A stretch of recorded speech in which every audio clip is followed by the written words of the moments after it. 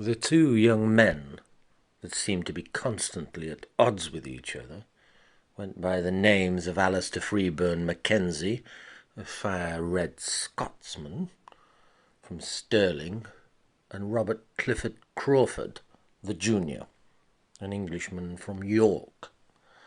Obviously, they both had access to grind from their ancestral past, but instead of using warhammers and claymore swords as in the old days, instead they were using mouth daggers and tongue lashes to whip and stab each other, parrying with platitudes before thrusting their razor-sharp steel wit onto each other, slashing, cutting, conjugation, mainly interspersed with some slightly archaic Shakespearean sentencing, with stumbling subjunctive tense.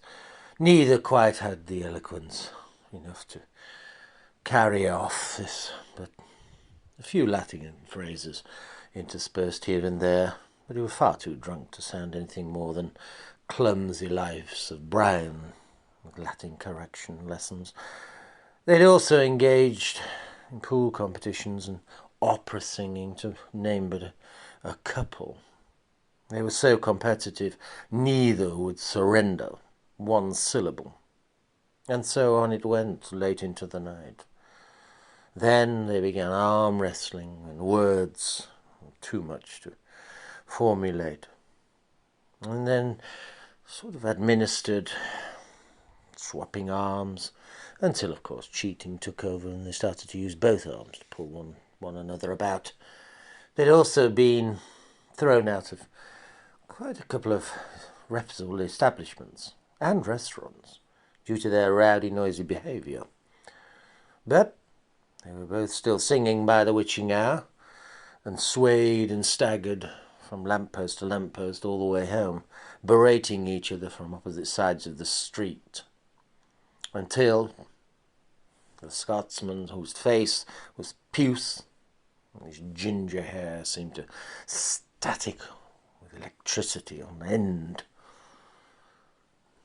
The temptation was brought about by the questioning of kilts and those strange little gartered socks and the lack of undergarments.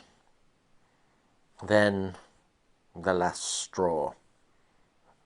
Crawford told Mackenzie that he came from a dark and pagan land full of raging homosexuals. That did it. They locked arms and horns and began in a death row, wrestling around on the pavement, biting, gorging, thumping. For all it was worth. Until one eventually submitted to a brutal arm lock around the neck, where half Nelson, he slapped the floor again and again, and they both laid back, gasping, breath to breath, exceedingly drunk, battered and blooded. The victor strode victoriously back, with chest puffed out and cheeks red. The Scotsman had won.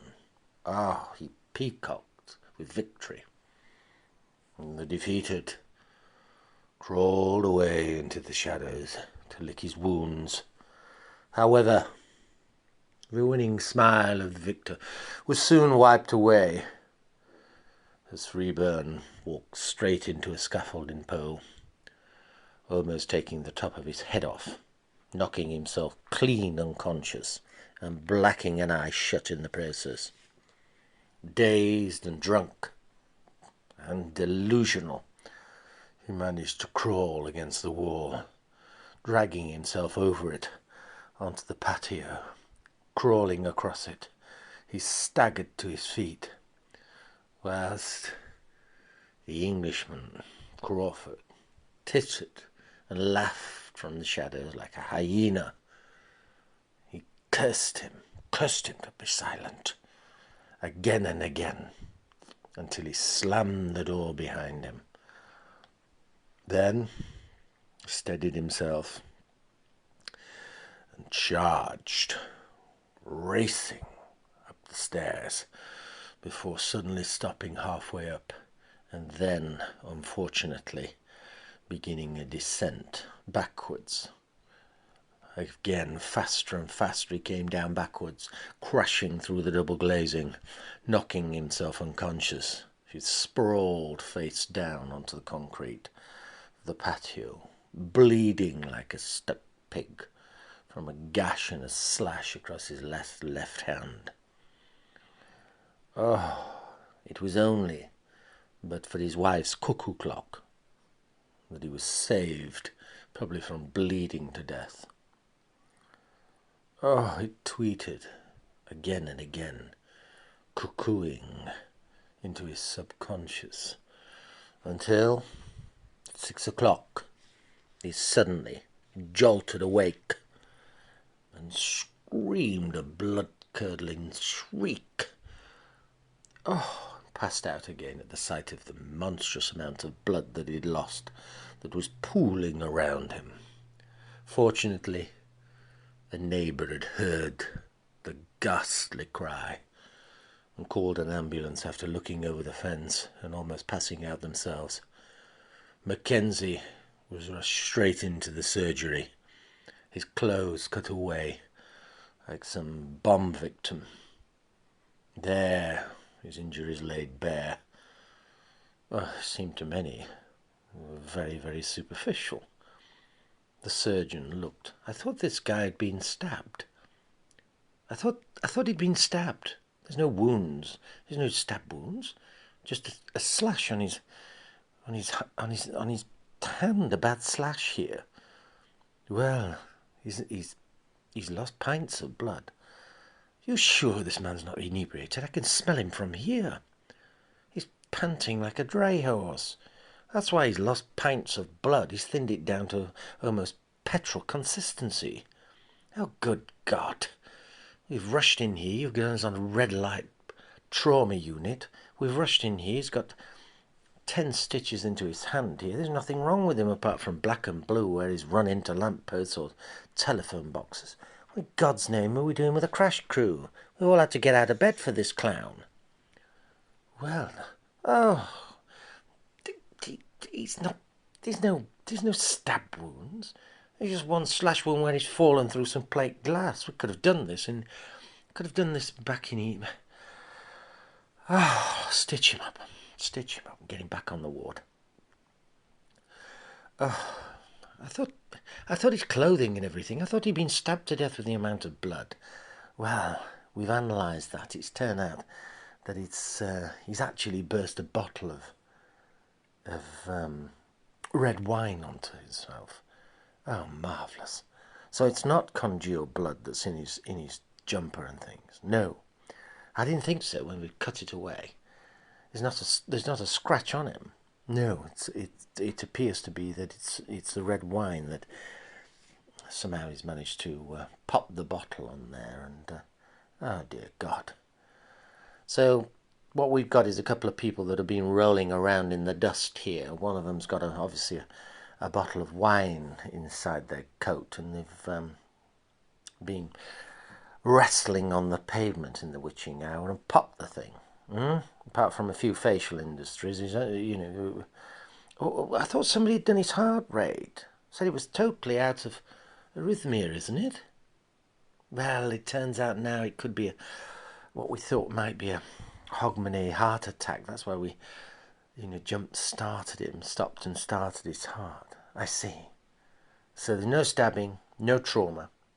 Just 3 days of revelry, doubtless, at the World Cup rugby finals. Is that what we're looking at? And a Hogmanay heart attack. Marvellous.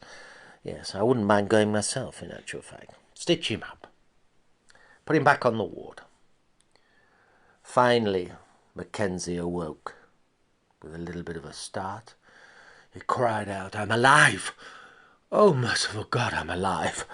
Nurse, I'm alive!" The black nurse turned unimpressed. "Yes, Mr. Mackenzie, you are. We had a trauma crash unit here. Shooting 6 crash unit. All of the surgeons had to get out of bed to come and stitch you up. We found out there's actually virtually nothing wrong with you. Your screams and your enormous in, blood loss. Wasn't actually blood.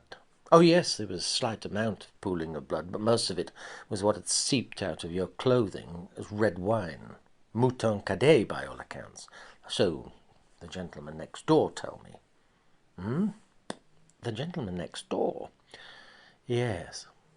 They're standing by to, shall we say, interview you for disturbing the peace. You're joking. Not the police. The police. Do you mean, sister, the nurse? Nurse?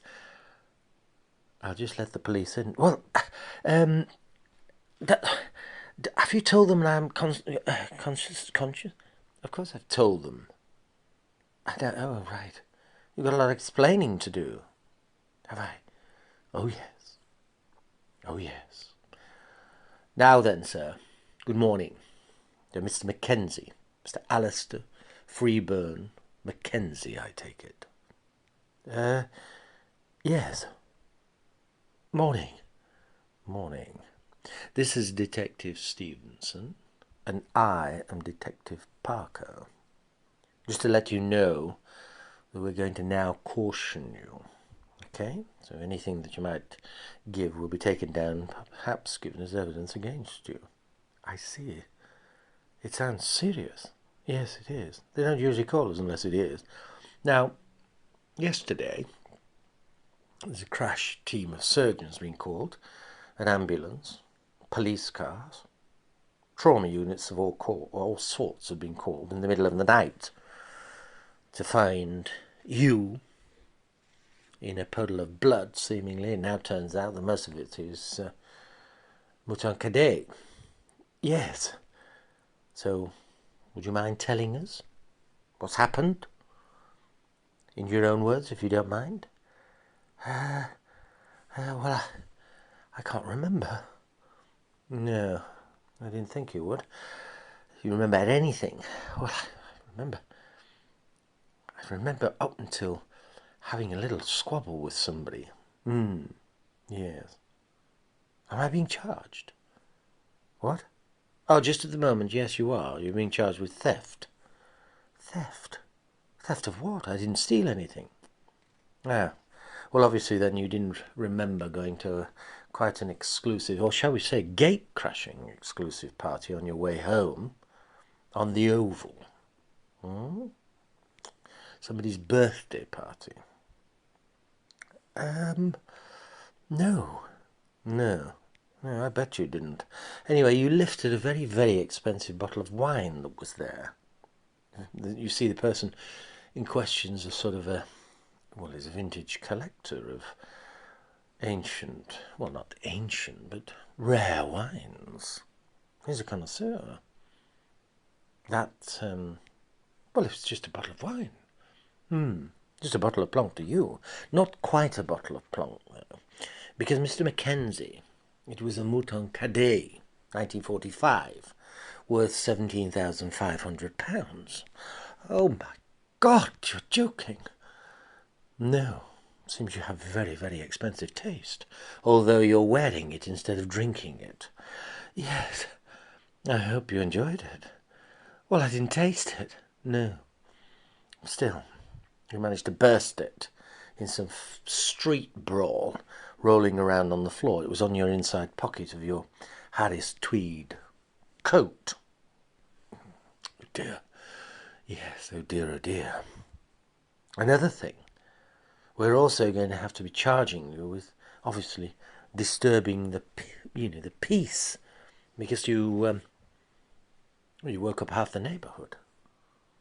And what you didn't wake up, the other half we woke up. I see.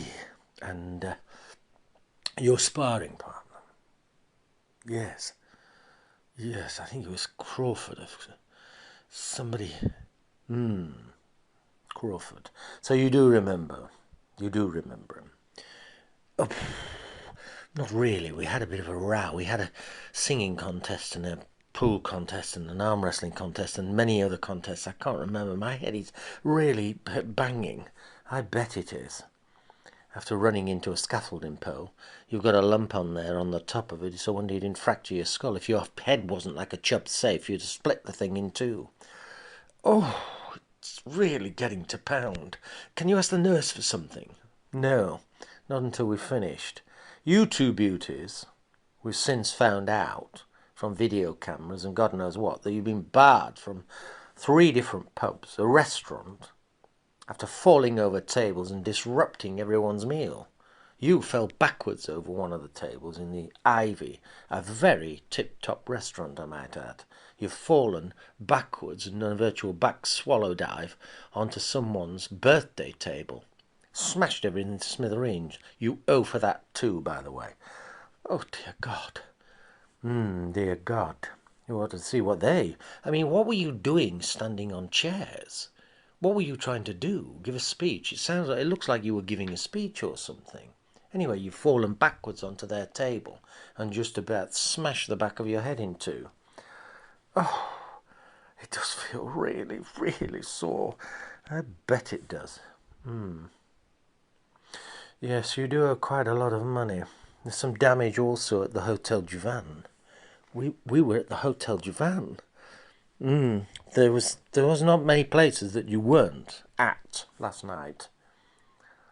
So what happened at the Hotel Juvan?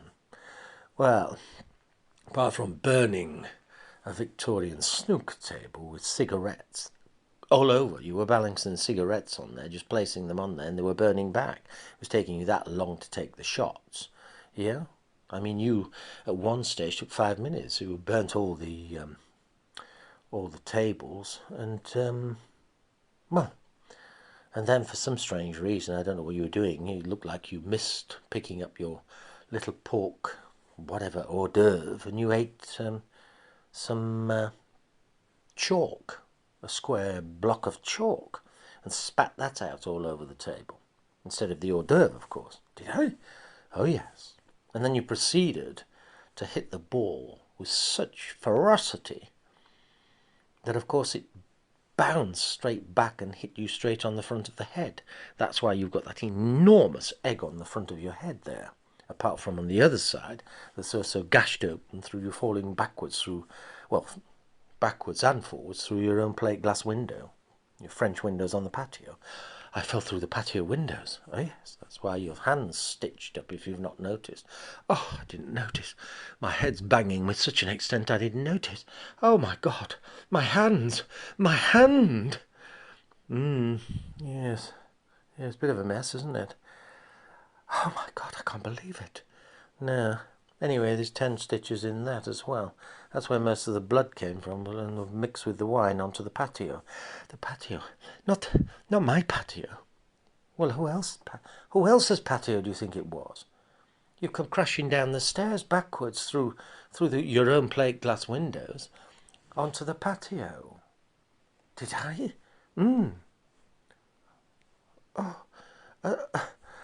And this is, we haven't finished with the Hotel Juvan yet.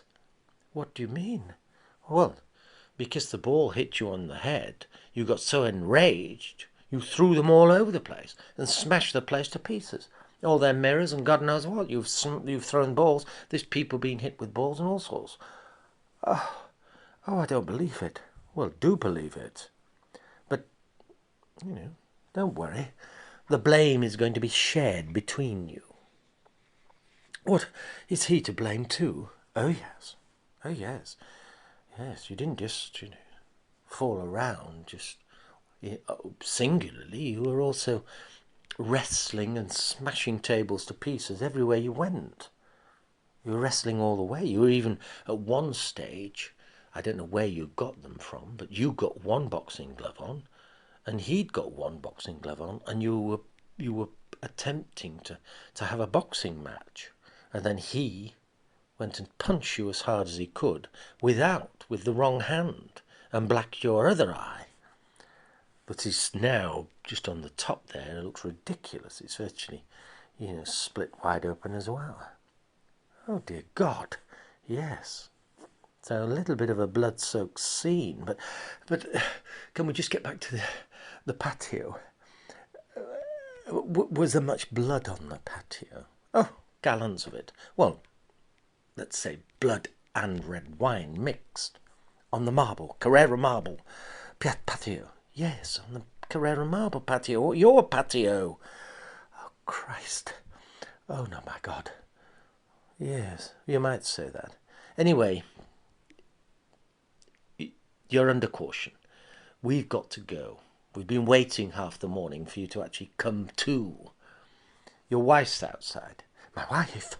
You're joking? No. She's outside. Oh dear God. Listen, can you just hang about a little bit longer because no, we can't, Mr. Mackenzie. Sorry, but we've got to go. We don't do domestics anyway. We're detectives. PCs for domestics. Are there any PCs about? Mr. Mackenzie, it's your wife. I know it's my bloody wife. Jesus. You better stay. No, Mr. Mackenzie, we've got to go. You're a rugby playing man, hence why you've been 3 days watching the rugby. You're 6'2", weighing at nearly 300 pounds. Your wife is 4 feet tall with her hands in the air. Oh dear God, you don't know what she's like. You don't know what a banshee little dwarf that thing is. That's Irish. Yes, we gathered that. Belfast, by all accounts. Stay, please, please. I beg of you, stay. Good day, Mr. Mackenzie. And I suggest you grow a pair of you-know-what. Oh, dear Christ.